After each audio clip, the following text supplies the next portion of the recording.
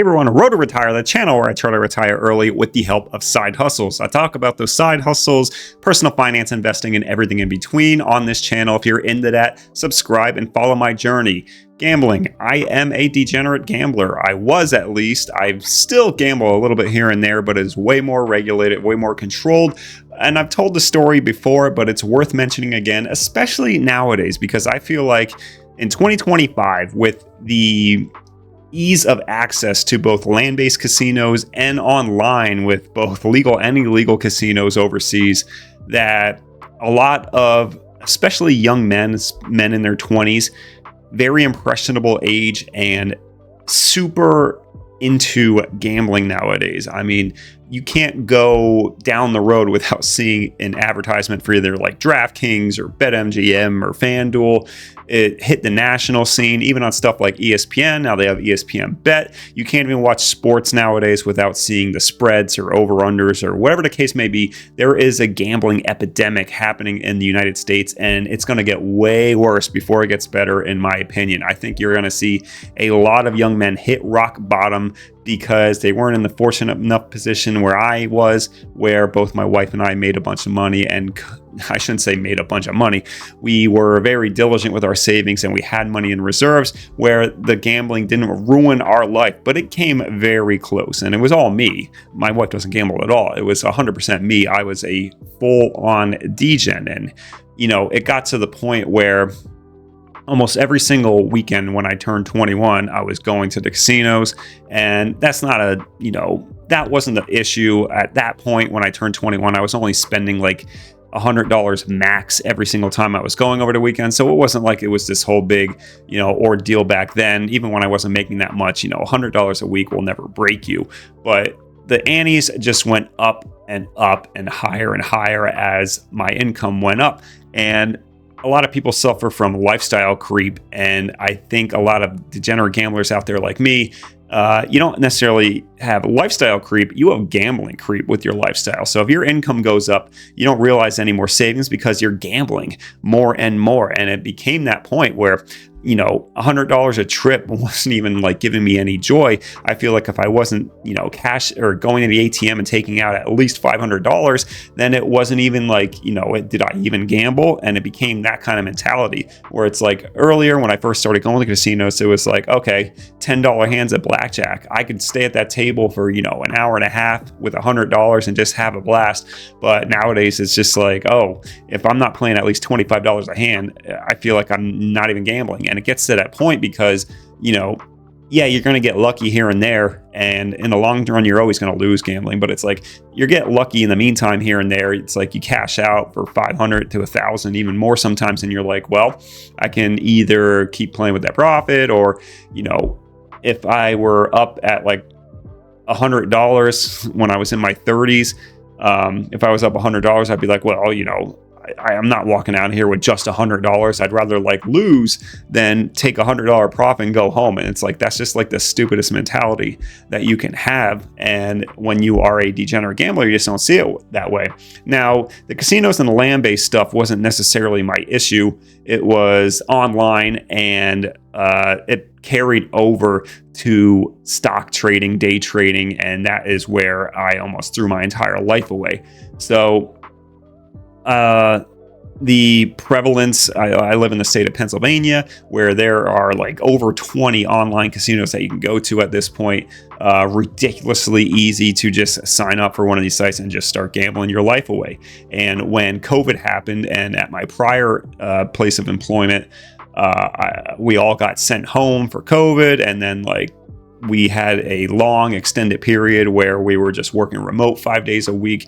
Even after the pandemic was slowing down and places were opening up again, we were still fully remote at my old place of employment.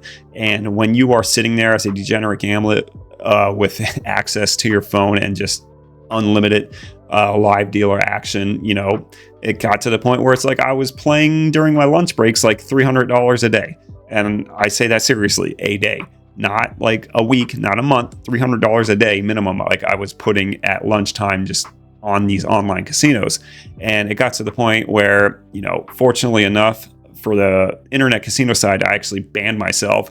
So I went to the Pennsylvania Gaming Control Board and said, don't let me gamble online for 5 years, and we'll see if I can control it by then. But nonetheless, that just moved my degeneracy to the stock market. And of course, I was big on Reddit. I still browse Reddit here and there, but it's like, at that time in my 20s, I was really big into Reddit, and Wall Street Bets, of course, was a high flying community. And, seeing all of that, and it's just, again, a man in my 20s, I'm super impressionable at that point. I feel like I don't have kids yet. So it's like, I feel like I can be a lot more riskier. And looking back, it's like, if I didn't have my wife, who was way more stable with finances, at the time girlfriend, it's like, and fiance at some point, it's just like, what could have been? It's scary to think about that. But anyway, I moved my degeneracy to the stock market, and I quickly devolved into swing and day trading, which was like the worst thing that you could possibly do.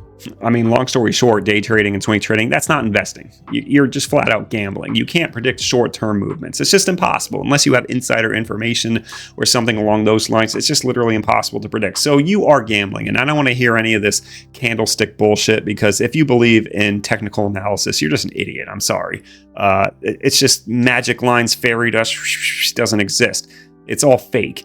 And, I like people who are using technical analysis nowadays on stuff when the tariffs are hitting. It's like, give me a break. Oh yeah, I used my magic pixie candlestick, and I knew based on the movement that the 3 bars in a row meant tariffs were gonna, drain the entire macroeconomics and the stock market would tank. Shut the hell up. You don't know what you're talking about. You're full of shit. Anyway, it's not investing, it's gambling. And I'm not gonna go into super details here, but too long didn't read. I ended up losing over $50,000 day trading. And it's like, part of that 50K, yeah, it was from side hustles for me doing that on the time and my own savings. But I also dipped into my fiance at the time and I's joint savings account. And it's just if she wasn't so forgiving of me and I didn't have a mental breakdown and I just admitted it to her, what if I kept going? What if I just drained everything that we had and it wasn't just $50,000? What if it was our entire life savings? And what if I dipped into 401k? Nonetheless, there was so many lessons to be learned here. And it's just dude, if you have a problem, you have to recognize it immediately, and you have to do something about it immediately. Because if you are one to have a gambling addiction like I have, you have to realize that your brain is wired a certain way. It doesn't really matter if you think and it's admitting's the first step. Yeah, okay, admitting is the first step. Unless you actually do anything about it, you're just going to keep doing it. And you're going to find excuses. You're going to find ways to skirt the system, skirt the security lines that you have in place for yourself. You're just going to find ways to get around it. It's you ban yourself from United States gambling. Oh, you just go to these online sweepstakes casinos and do it that way. Or you go into these shady ass Bitcoin casinos from around the world, or you just go the stock market route like I did. You're going to find ways to skirt it. You need to really wake up and be like, this can and most likely will destroy your life unless you have hardcore limits. If you make $200K a year and you're only gambling $100 a month, fine, more power to you. It's just a hobby at that point. But for a huge portion of the population out there that's gambling consistency, it's not a hobby, it's an issue. And it's you'll never win long run. So unless you hit a home run in your first time going to the casino and then never play again, you're going to lose in the long term. It just is what it is. There's a reason all these casinos are popping up and they're so successful, and the states are in the US keep approving them because it's revenue for the state. They know what they're doing. It's just like the lottery. You're never gonna make profit in the lottery unless you somehow hit the Powerball or whatever the case may be. So it's that line of thinking. I just want to caution everyone out there that it's just this stuff is real. It can destroy your life. It almost destroyed my life. And if I didn't have my now wife at the time, who knows what would have happened to me? I could have been in a gutter. I could have been, throwing my entire life away, going to casinos, playing online every single day of my life with no one there, and just live in that perpetuity. You have that mindset, that rumination of your mind. That's what the word I was looking for, where it's just you delude yourself into thinking everything's normal, everything's okay, this is just a fun hobby, and quickly you could throw your life away. I mean, just think about it this way. That over $50,000 that I blew in my late 20s, think about how much that could have grown to by the time I hit my retirement age, like normal of 60, you're talking like, multiple six figures there. Or think about just if I just kept that 50K and put into like dividend stocks, I could have been paid, 5, 6, 7 bills in perpetuity with that money. And now, my account is only at like 23,000 for the dividend portion. So long story short, it almost ruined my life.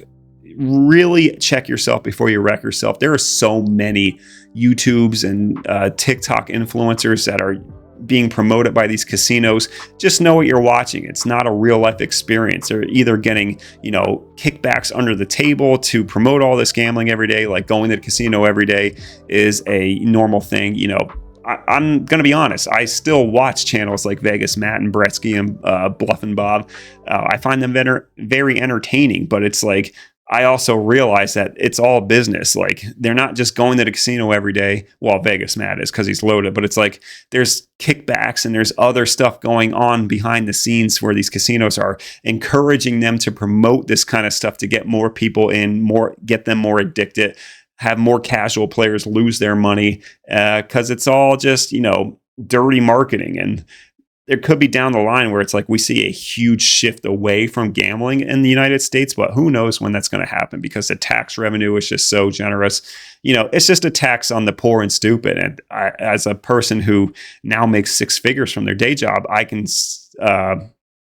accurately say that it was a tax on the stupid. And gambling is just freaking stupid.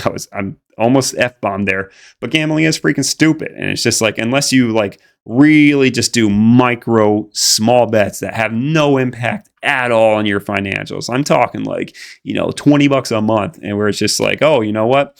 At the end of the month, I'm going to take $20 and just bet it on my favorite sports team or some crap like that.